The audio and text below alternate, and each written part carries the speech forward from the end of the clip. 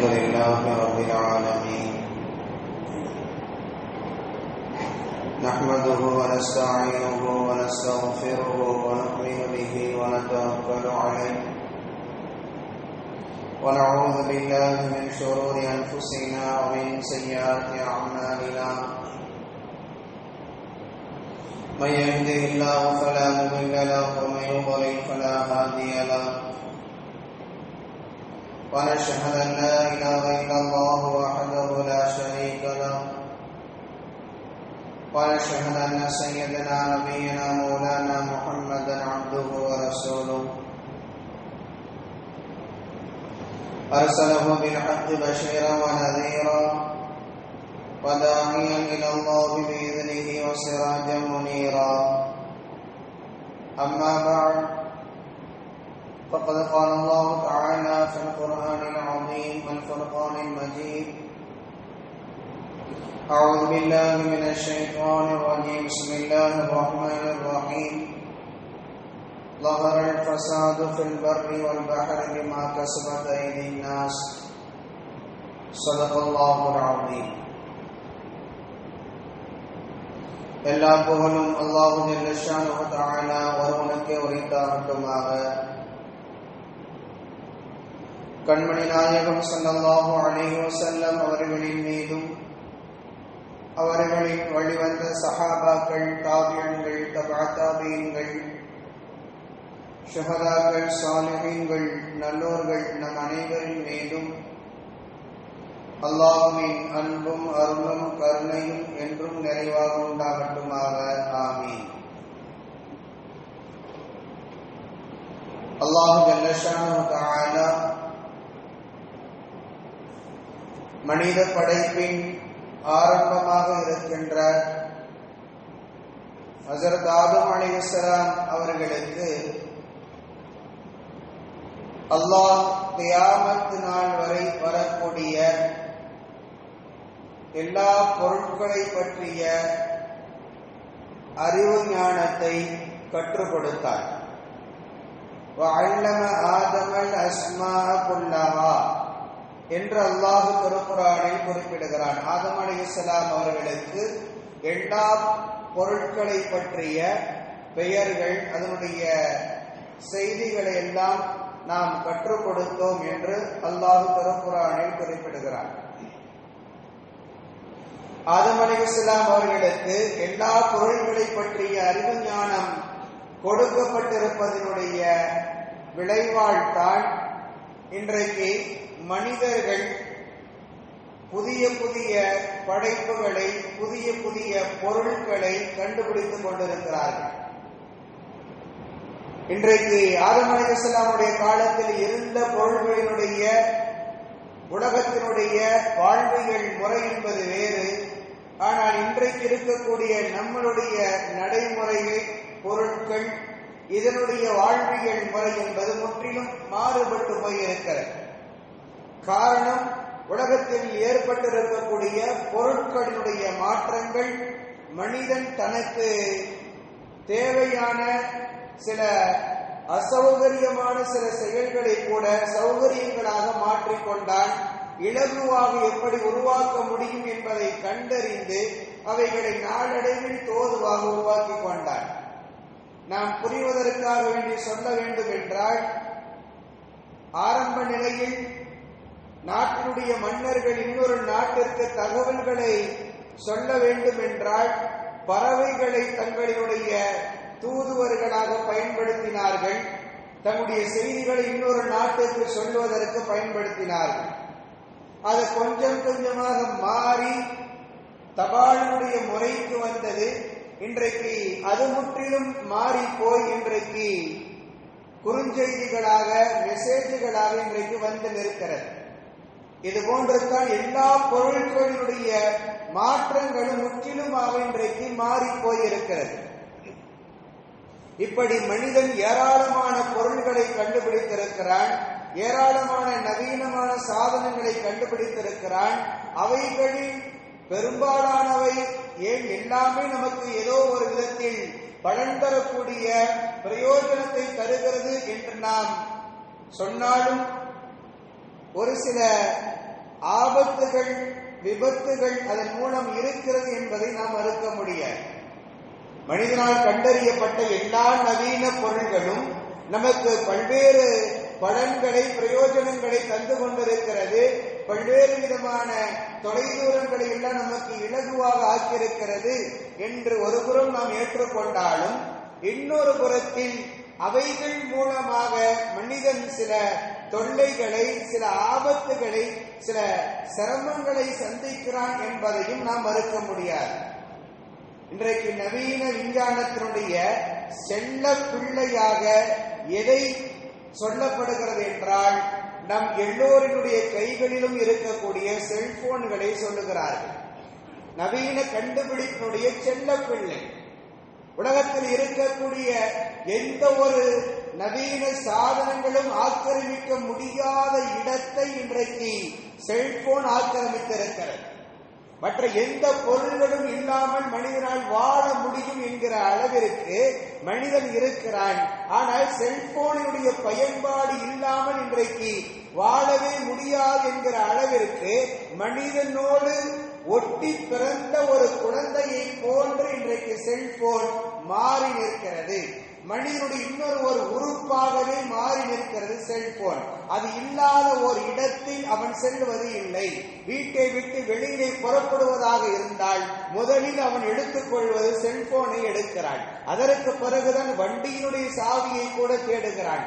அந்த அளவிற்கு மனிதன் செல்போனின் மீது மோகம் கொண்டவனாக மனிதன் இருக்கிறான். தன்னுடைய படுக்கை அறையில் தன்னோடு இருப்பது செல்போன். இன்னும் சிலர்களுக்கு சொல்வதற்கு கூச்சமாக இருந்தாலும் உண்மை நிலை அதுதான். இன்னும் சிலர்களுக்கு கழிப்பறைக்குள்ளேயும் செல்போன்களுடைய பயன்பாடுகள் இன்றைக்கு இருக்கிறது. அந்த அளவுக்கு மனிதனோடு மிக நெருக்கமான ஒரு தொடர்பை மற்ற எந்த நவீன கண்டுபிடிப்புகளும் பெறாத ஒரு இடத்தை செல்போன் இன்றைக்கு பெற்றிருக்கிறது. அவ்வளவு நெருக்கமான ஒரு தொடர்பை கொண்டிருக்கக்கூடிய இந்த செல்போன், அதனுடைய இன்னொரு முகம் என்ன தெரியுமா?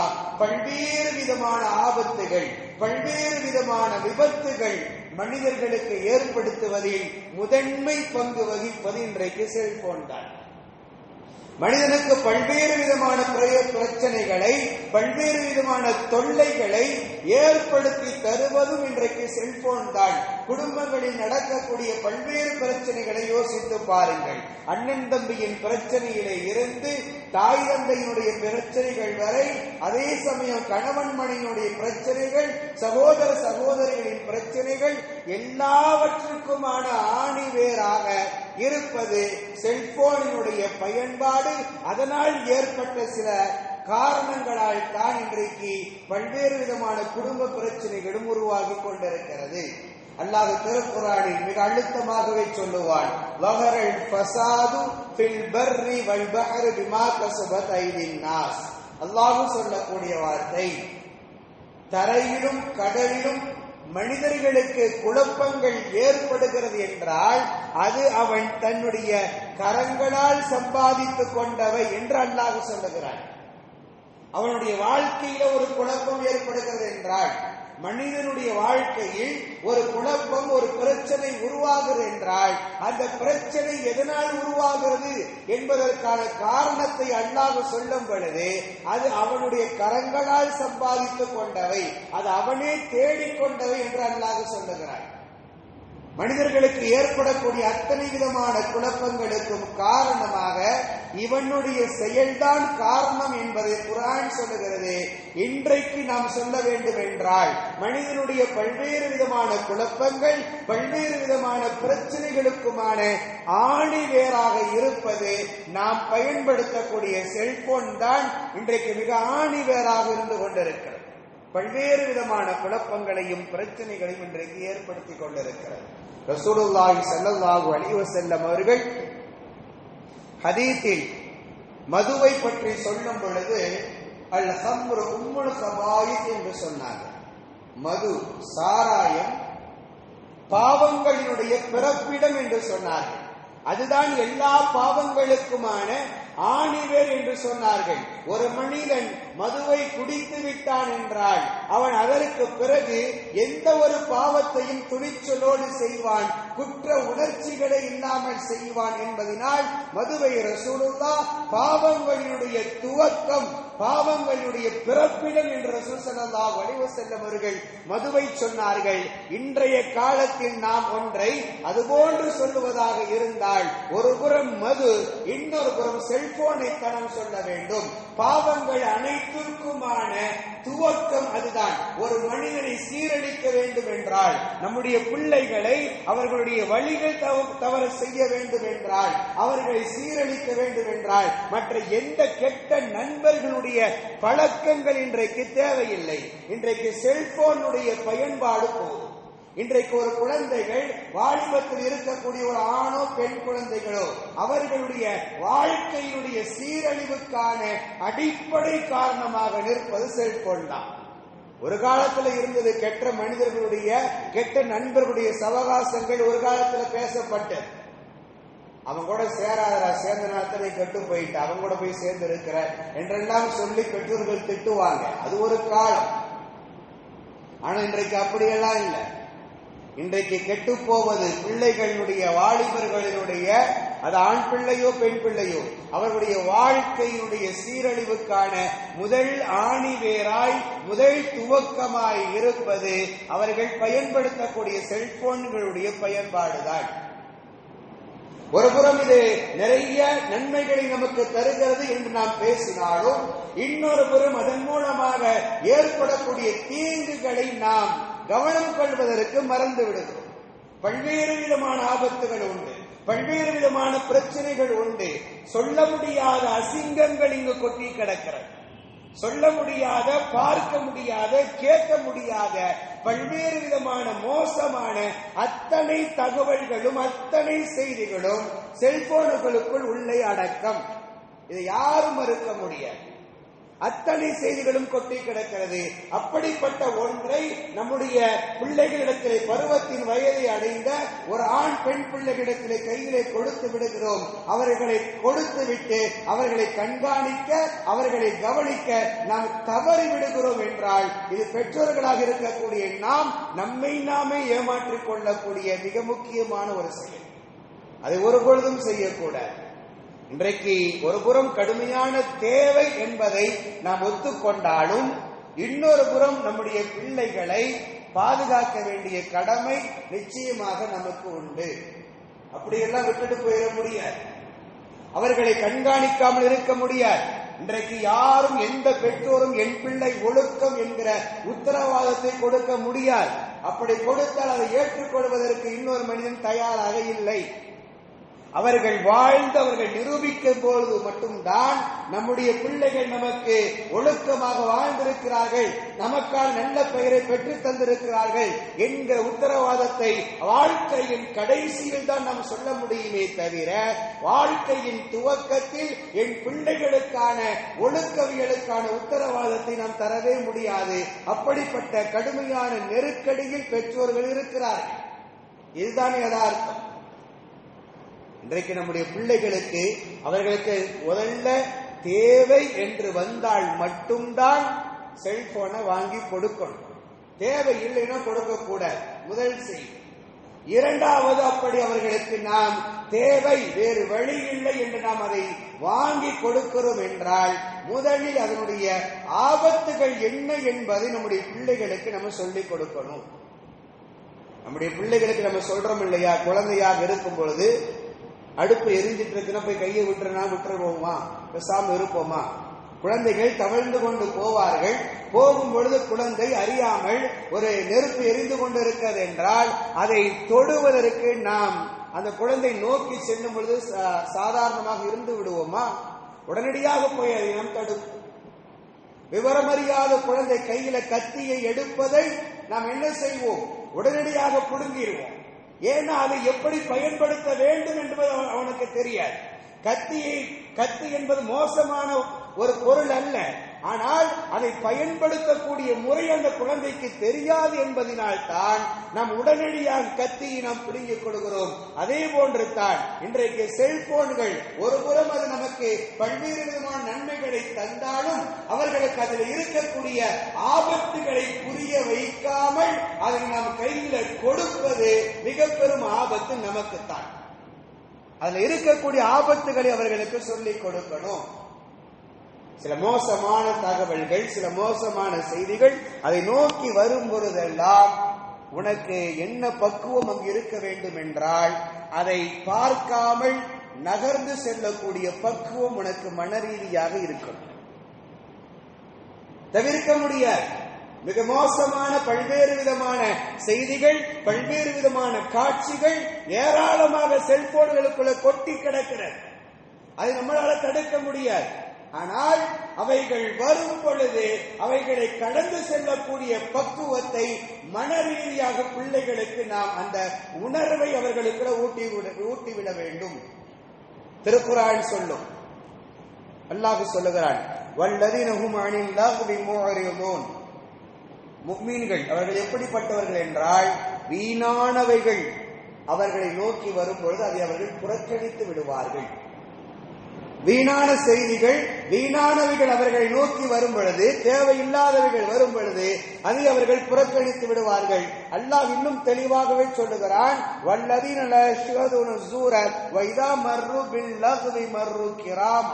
அல்லாஹ் சொல்லக்கூடிய வார்த்தை, ஒரு வீணானவைகள் அவர்கள் பார்க்கக்கூடிய சூழ்நிலை அவர்களுக்கு ஏற்பட்டால் கண்ணியமாக அதை கடந்து விடுவார்கள். அதை பார்க்க மாட்டார்கள், கண்ணியமாக அதை கடந்து விடுவார்கள் என்று அல்லாஹ் சொல்லுகிறான். இன்னொரு ஆயத்தில் வைதா சமிஉல் லஹ்வ அரிது அன், வீணானவற்றை அவர்கள் கேட்டால், அல்லாஹ் அத்தனையும் சொல்லிட்டான். கேட்கிறதையும் சொல்லுகிறான், பார்ப்பதையும் சொல்லுகிறான், பொதுவாகவும் அல்லாஹ் சொல்லுகிறான். வீணானவைகள் அது எதுவாக இருந்தாலும் சரி, அவைகள் தனக்கு வீணானவை, தேவையில்லை என்கிற பொழுது அதை அவர்கள் பார்க்க மாட்டார்கள், அதை அவர்கள் கேட்க மாட்டார்கள், அதை உடனடியாக புறக்கணித்து விடுவார்கள். இப்படி புறக்கணிப்பது முஃமின்களுக்கான அடையாளம், அவர்களுடைய உள்ளத்திலே ஈமான் இருக்கிறது என்பதற்கான அடையாளம். அதை கடந்து ஒரு பாவச் செயல், ஒரு தவறானவைகள் வரும் பொழுது அதை பார்த்து கொண்டிருப்பது நம்முடைய ஈமானின் பலவீனம். நாளடைவில் நம்முடைய ஈமானை அழித்துவிடும், ஒன்றுமில்லாமல் ஆக்கிவிடும். அதனால் செல்போன்கள் குறித்து மிகுந்த எச்சரிக்கையோடு இருக்க வேண்டும். மிக முக்கியமாக நம்முடைய பிள்ளைகளுடைய வாழ்க்கையில் அதை அவர்கள் பயன்படுத்துவதற்கு முன்னால் அதில் இருக்கக்கூடிய ஆபத்துகள் என்ன என்பதை சொல்லிக் கொடுத்து புரிய வைத்து அதற்கான அவசியம் அவர்களுக்கு இருந்தால் அவர்களிடத்தில் அதை ஒப்படைக்க வேண்டும். இன்றைக்கு நிறைய குடும்பங்களினுடைய பிரச்சனை இதுதான். நிறைய குடும்பங்களுடைய பிரச்சனை, கணவன் மனைவியினுடைய பிரச்சனைகள் பெருமளவுக்கு விவாகரத்தில் வந்து முடிவதற்கான காரணங்கள் செல்போன் தான். திருமணத்திற்கு முன்னால் அவர்கள் ஒருவருக்கொருவர் காதல் என்கிற பெயரில் பழகி கொண்டிருக்கும் பொழுது செல்போன் மூலமாக ஒருவருக்கொருவர் உரையாடுதல், மெசேஜ் பண்ணுதல் போன்ற பல்வேறு விதமான செயல்களை செய்கிறார்கள். அப்படி செய்யும் பொழுதெல்லாம் அவர்களுக்குள்ள எந்த விதமான சந்தேகமும் வருவதில்லை.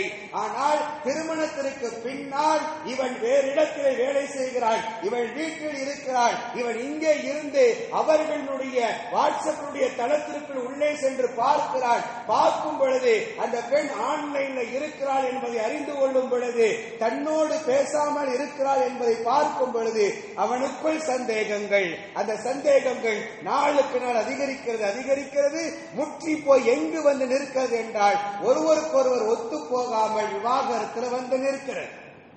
பல்வேறு கணவன் மனைவியினுடைய பிரச்சனைகளுக்கும் இதுதான் நவீன காலங்களாக காரணங்கள். பள்ளிவாசலை நோக்கி வரக்கூடிய விவாகரத்தினுடைய காரணங்கள்ல என்ன காரணம்னு ஆழமா போய் விசாரித்து பார்த்தால் அவர்கள் இந்த காரணத்தை தான் முன்வைக்கிறான். ஒன்னு கணவன் சொல்றான், இல்லாட்டி மனைவி சொல்றான், நான் 12 மணி 1 மணிக்கு வேலையை முடிச்சுட்டு வர்றேன், அது வரைக்கும் இவள் செல்போனை பயன்படுத்தி கொண்டிருக்கிறாள் என்கிறாள். யோசித்து பாருங்கள், நன்மைக்காக வேண்டி கண்டுபிடிக்கப்பட்டது என்று பேசப்பட்டாலும் இன்றைக்கு எவ்வளவு பெரிய ஆபத்துகள், எவ்வளவு பெரிய விபத்துகள் குடும்பத்தை சீரழிக்கிறது. கணவன் மனைவிக்கு மத்தியில் இருக்க வேண்டிய அன்பை சந்தேகத்துக்குரியதாக மாற்றி அவருடைய வாழ்க்கையை இன்றைக்கு சீரழித்துக் கொண்டிருக்கிறது. அதில் மிக முக்கியமான காரணமாக இந்த செல்போனினுடைய பயன்பாடுகள் இருக்கிறது. அதனால் மிகுந்த கவனத்தோடு நம்முடைய பருவத்தினுடைய வயதில் இருக்கக்கூடிய ஆண் மற்றும் பெண் பிள்ளைகளுக்கு இதனுடைய ஆபத்துகளை சொல்லிக் கொடுக்கணும். நன்மைகளை சொல்ல வேண்டிய அவசியம் இல்லை. அது அவர்கள் தாங்களாகவே தெரிந்து கொள்வார்கள். அதற்காக வேண்டிய காரணத்தை சொல்லித்தான் நம்மிடத்திலே செல்போனை கேட்கவும் செய்வார்கள். அதனால் அதில் இருக்கக்கூடிய ஆபத்துகளை மட்டும் சொல்லி நாம் அவர்களுக்கு இதனுடைய எச்சரிக்கைகளை சொல்லிக் கொடுத்துத்தான் அதை பயன்படுத்த வேண்டிய நிலைக்கு அவர்களை நாம் தள்ள வேண்டும். நம்முடைய நேரங்கள், பொன்னான நேரங்களை எல்லாம் வீணடித்து விடுகிறது. நமக்கு இருக்கக்கூடிய நேரங்களை எல்லாம் வீணடித்து விடுகிறது. ஹதீஸ்ல ரசூல் ஸல்லல்லாஹு அலைஹி வஸல்லம் அவர்கள் சொல்லுவார்கள், நிஅமத்தான், 2 அருட்செல்வங்கள் உண்டு. 2 அருட்செல்வங்கள், நிஅமத்தான், 2 அருள்கள். மக்பூபுன் ஃபீஹிமா கஸீரும் மினன் நாஸ், மனிதர்களில் அதிகமானவர்கள் அதை அலட்சியமாகவே விட்டு விடுகிறார்கள். அல்லாஹ் தந்திருக்கக்கூடிய 2 பெரும் நியாமத்து, அந்த 2 நியாமத்துகளை மனிதர்கள் அதிகமானவர்கள் அதை அலட்சியமாகவே விட்டு விடுகிறார்கள். அஸ்ஸிஹத்து வல் ஃபராக், ரசூல் ஸல்லல்லாஹு அலைஹி வஸல்லம் அவர்கள் சொல்கிறார்கள், ஒன்று ஆரோக்கியம், இரண்டாவது ஓய்வு. அல்லாஹ் தந்திருக்கக்கூடிய நியமத்துகளில் பெரும் நியமத்தாக ரசூலுல்லாஹ் மனிதனுக்கு தந்திருக்கக்கூடிய ஆரோக்கியத்தை சொல்லுகிறார்கள். இன்னொன்று ஓய்வை சொல்லுகிறார்கள். ஓய்வு. இந்த 2ம் இன்றைக்கு அதிகமான மனிதர்கள் வீணடிக்கிறார்கள். அந்த வீணடிப்புக்கான காரணத்தில் முதன்மையாக இருக்கக்கூடிய பொருள் என்ன தெரியுமா? செல்போன் தான். இவன் தூங்கணும்னு போவான், கடையில இருந்து வேலையை விட்டுட்டு வருவான். வந்த உடனே என்ன வரும்? ரொம்ப டயர்டா இருக்குது, தூங்கணும், ஓய்வெடுக்கணும்னு வருவான். செல்போன் கையில வைப்பான், தூக்கமே வர. வந்த தூக்கம் கூட எங்கேயோ போயிடும். வந்த தூக்கம் கூட காணாமல் போய்விடுகிறது. இரவு 12-1 மணி வரைக்கும் செல்போனோடு இவனுக்குமான தொடர்புகள் நீடித்துக் கொண்டே இருக்கும். மருத்துவ ரீதியாக பல்வேறு விதமான பிரச்சனைகள் ஏற்படும் என்பது அது இன்னொரு செய்தி. ஆனால் இங்கு ரசூல் ஸல்லல்லாஹு அலைஹி வஸல்லம் அவர்கள் ஹதீஸில் குறிப்பிடுகிறார்கள், ஓய்வு நேரத்தை அதிகமான மனிதர்கள் வீணடிக்கிறார்கள். அல்லாஹ் தந்திருக்கக்கூடிய நியமத்துகளில் ஒன்று ஓய்வு நேரம். அந்த ஓய்வு நேரத்தை இவன் தூங்காமல் இவன் செல்போன்ல எதையோ ஒன்றை பார்த்து கொண்டு நேரங்களை கடத்தி கொண்டிருக்கிறான். எனவே ஓய்வு நேரங்கள் முழுவதும் அது செல்போன்லேயே போய்விடுவதனால் அவன் உடலுக்கு தேவையான ஓய்வுகள் இல்லாமல் போகிறது, ஆரோக்கியம் கெட்டு போகிறது, நாளடைவில் அவன் நோயாளியாக மாறிவிடுகிறான். ரசூல் ஸல்லல்லாஹு அலைஹி வஸல்லம் அவர்கள் சொன்ன ஹதீஸினுடைய ஆழத்தை நாம் இப்பொழுது புரிந்து கொள்ள வேண்டும். அதே சமயம் இன்றைக்கு இருக்கக்கூடிய மனிதர்கள் எப்படியெல்லாம் முதல்ல இதை பயன்படுத்துறாங்க, செல்போன்களை எப்படியெல்லாம் பயன்படுத்துறாங்க. ஏதாவது ஒரு செய்தி வந்துருச்சுன்னு சொன்னா அது உண்மையா இல்லையாங்கிறது கூட ஆய்வு செய்யறது இல்லை. அப்படியே தூக்கி 10 குரூப்புக்கு 15 குரூப்புக்கு போட்டு விட்டு அது உண்மையினுடைய நிலை அறியாமல் அவைகளை ஒரு பொய்யான செய்தியாக கூட இருக்கலாம், அதை அப்படியே பல செய்திகள் பல தளங்களுக்கு பரப்பி விடுகிறார்கள். அதை பார்த்துவிட்டு இன்னும் மக்கள் பரப்பி விடுகிறார்கள். எத்தனை ஹயாத்தோடு இருக்கக்கூடிய மனிதர்களை இந்த செல்போனுடைய மெசேஜ் மௌத்தாக்கி இருக்கிறது தெரியுமா? ஒன்னும் இல்ல, ரொம்ப ஆச்சரியமான செய்தி என்ன தெரியுமா? ஹரம்ல இருக்கக்கூடிய தலைமை இமாம் அப்துல் ரஹ்மான் சுதைசி அவர்களை பல தடவை நம்முடைய செல்போன்கள் மௌத்தாக்கி, பல தடவை அவர்கள் ஒப்பாத்தாகி விட்டார்கள் என்கிற செய்திகள் அப்படியே பரவும். மகரிப்ல அவர் அங்கதான் தொழு வச்சுட்டு இருப்பார். ஆனால் இங்க என்ன ஸ்தலங்களில் எல்லாம் அவர் மௌத்தாயிட்டாருன்னு நம்மளுக்கு உடனே இன்னாலிராஜுங்கிறத பார்வைடு செஞ்சுட்டு அப்படியே அனுப்பி கொண்டு இப்படி பல செய்திகளை பரப்பி கொண்டிருக்கிறார்கள். பொய்யான செய்திகள் உடனடியாக பரப்பப்படுகிறது. அவசரம். ஒரு செய்தி வந்ததும் அதை 4 பேருக்கு சொல்லணும், அது உண்மையா இல்லையா என்பதை பற்றி கூட கொஞ்சமும் யோசிக்காமல் அதை பரப்பி விடுகிறார்கள். பொய்யான செய்திகள் பலர்களுக்கும் பரப்பப்படுகிறது. அல்லாஹ் திருக்குர்ஆனில் சொல்லுவான், யா அய்யுஹல்லதீன ஆமனூ இன் ஜாஅக்கும் ஃபாஸிகுன் பினபைன் ஃபதபையனு, அல்லாஹ் சொல்லக்கூடிய வார்த்தை, ஈமான் கொண்டவர்களே, உங்களுக்கு ஒரு செய்தி வருகிறது என்றால் அந்த செய்தியினுடைய தரம் என்ன என்பதை நீங்கள் ஆய்வு செய்யணும். உண்மையாக இருந்தால்தான் அந்த செய்திகளை அடுத்தவர்களுக்கு சொல்லணுமே தவிர பொய்யான ஒரு செய்தியை பரப்பக்கூடாது என்று குர்ஆன் சொல்லுகிறது. ஆனால் இன்றைக்கு நாம் பொய்யான தகவல்கள் தான் நிறைய. அதிலும் அல்லாஹ் பாதுகாக்க வேண்டும், ஹதீஸுகளே இல்லாத செய்திகளை கூட ஹதீஸுகளாக. ரமலானுடைய முதல் நாள் எது என்று சொல்லி அறிவித்தால் அவர்களுக்கு சொர்க்கம். பிறைய சொன்னா சொர்க்கமா? அப்ப ஒவ்வொரு வருஷமும் காசிக்கு தான் சொர்க்கம். பிறைய சொன்னால் சொர்க்கம் சொல்லி ஒரு ஹதீஸ் சொல்லி அது பல தலங்களுக்கு இப்படி ஏராளமான பொய்யான செய்திகள். அதனால உடனடியாக நம்ம ஆளுங்க என்ன செய்யறாங்கன்னா 6 மாசத்துக்கு முன்னாடியே பிப்ரவரி 3ஆம் தேதி நோன்பு பரப்பிடுறான். ஏன்னா சொர்க்கம் கிடைக்கணும்ல, பிப்ரவரி 3ஆம் தேதி நோன்புங்கிறான். ஒரு சில பேர் என்ன செய்யறாங்க, இந்த வருஷம் ரம்ஜான் முடிஞ்ச உடனே அடுத்த வருஷம் ரம்ஜான் என்ன தேதிங்கிறதையும் என்ன செய்யறாங்க, இப்பொழுது என்ன செய்து விடுகிறார்கள், பரப்பி விடுகிறார்கள். அப்படி பொய்யான பல தகவல்கள் இன்றைக்கு செல்போனுடைய வடிவத்தில் இன்றைக்கு பலர்களையும் போய் சேர்ந்து கொண்டிருக்கிறது. அல்லாஹ் பாதுகாக்க வேண்டும். இதுவெல்லாம் பெரும் ஆபத்து. மனிதர்களை குழப்பத்தில் ஏற்படுத்துவது, ஒரு பொய்யான செய்திகளை அவர்களுக்கு உண்மையாக நம்ப வைக்குதல், இது மிக பெரும் மோசடி. ரசூல் ஸல்லல்லாஹு அலைஹி வஸல்லம் அவர்கள் சொன்ன வார்த்தை, கபுரத் கியானத்தன் துஹத்திஸ அகாக ஹதீஸன் ஹுவ லக பிஹி முஸத்திகுன் வ அன்த லஹு பிஹி காதிபுன். ரசூல் ஸல்லல்லாஹு அலைஹி வஸல்லம் அவர்கள் சொன்னார்கள், நீங்கள் ஒரு செய்தியை சொல்லுகிறீர்கள், பொய்யான ஒரு செய்தியை அடுத்தவர்களுக்கு சொல்லுகிறீர்கள், அவர்கள் அதை உண்மை என்று நம்பி விடுகிறார்கள், அப்படி என்றால் நீங்கள் பெரும் மோசடிக்காரர். ரசூலுல்லாஹ் சொல்றாங்க, நீங்கள் பெரும் மோசடிக்காரர். ஒரு பொய்யான செய்தியை அடுத்தவர்களுக்கு சொல்லுகிறீர்கள், அதை அவர் உண்மை என்று நம்புகிறார் என்றால் அவரை நீங்கள் ஏமாற்றி இருக்கிறீர்கள். அது உங்களின் மீது பெரும் மோசடியினுடைய குற்றத்தை அல்லாஹ் எழுதி விடுவான் என்று ரசூல் ஸல்லல்லாஹு அலைஹி வஸல்லம் அவர்கள் கண்டிக்கிறார்கள். இன்றைக்கு அத்தனை செய்திகளும் இன்றைக்கு செல்போனின் வடிவத்தில் இன்றைக்கு நாம் பார்த்து கொண்டிருக்கிறோம். அல்லாஹ் பாதுகாக்க வேண்டும். இன்னொரு புறம் சமூகத்தினுடைய இன்னொரு மோகம் என்ன தெரியுமா? ரீல்ஸ் மோகம். செல்போனுடைய வடிவத்தில் இன்றைக்கு நிறைய ரீல்ஸ் போடுறது. அதிலும் மிக முக்கியமாக இன்றைக்கு மிகவும் கண்ணியத்தோடும் மிகவும் மரியாதையோடும் பாதுகாத்து கொண்டு வந்த இந்த சமூகத்தில், இஸ்லாமிய சமூகத்தில் முஸ்லிம் இஸ்லாமிய பெண்கள் இன்றைக்கு ஆண்களை விட ரீல்ஸ்ல ரொம்ப கொடிகட்டி பறக்கிறாங்க. அல்லாஹ் பாதுகாக்கணும். சந்தோஷத்துல சொல்ற வார்த்தை இல்ல, கவலையில் சொல்லுகிற வார்த்தை. கொடிகட்டி பறக்கிறார்கள்.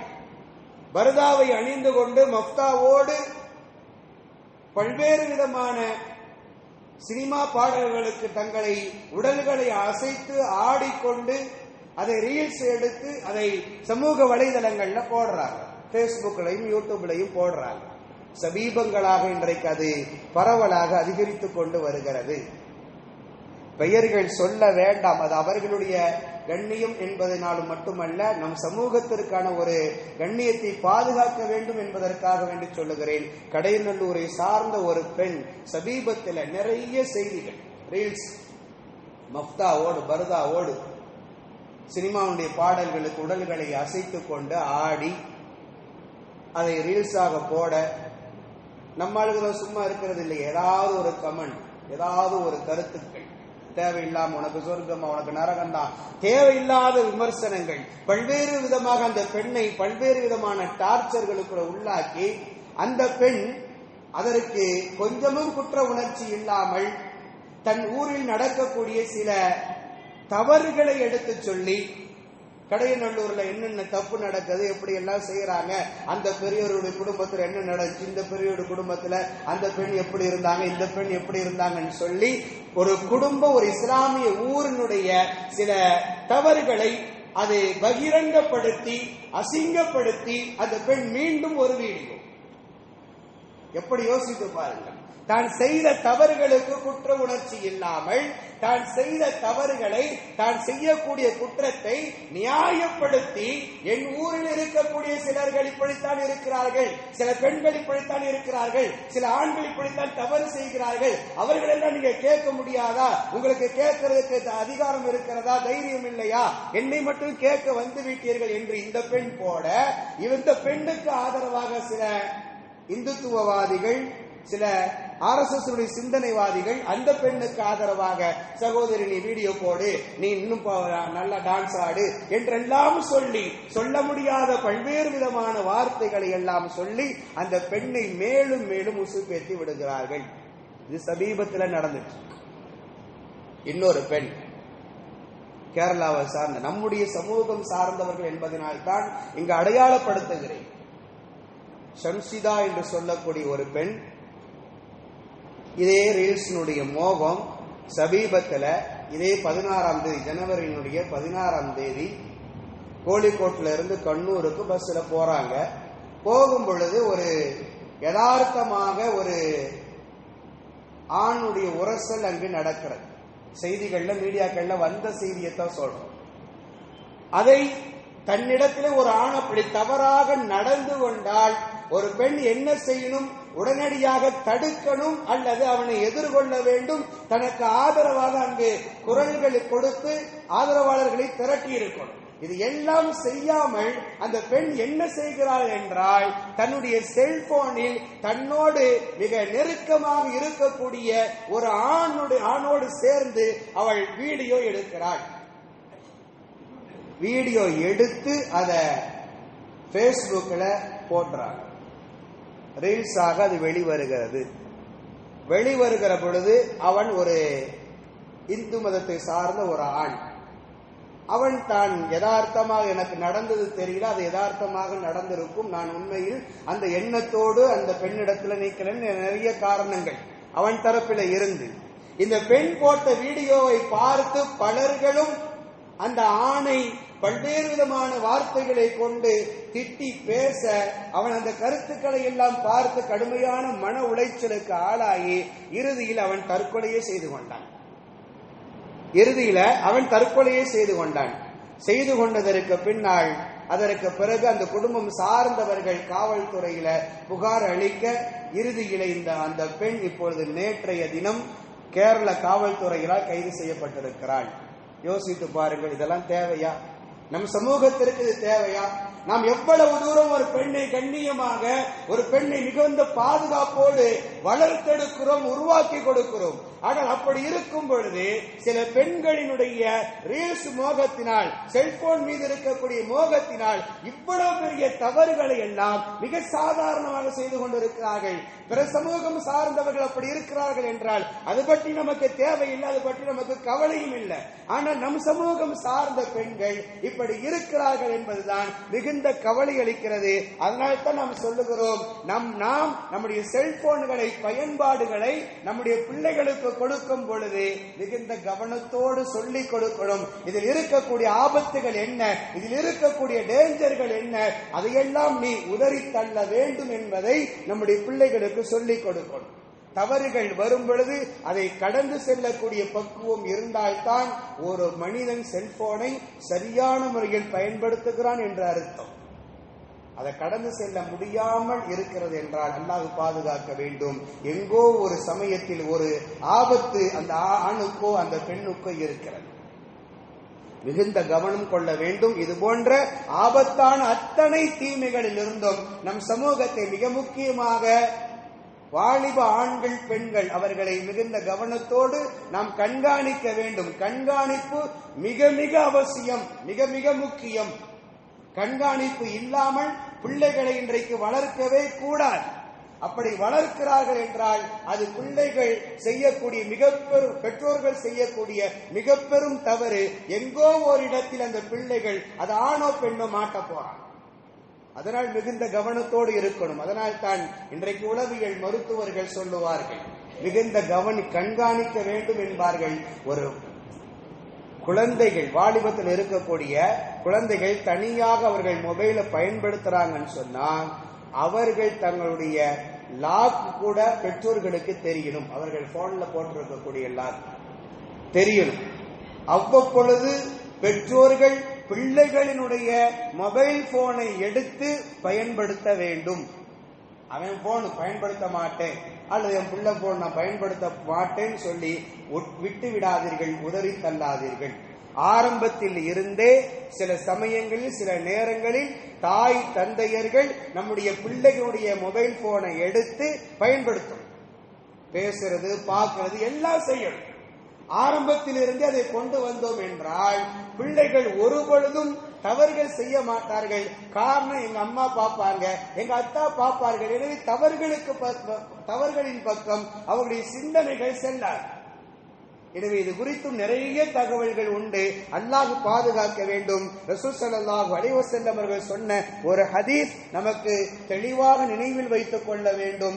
மர்ரா மின்கும் முன்கரன் ஃபல்யுகையிர்ஹு பியதி.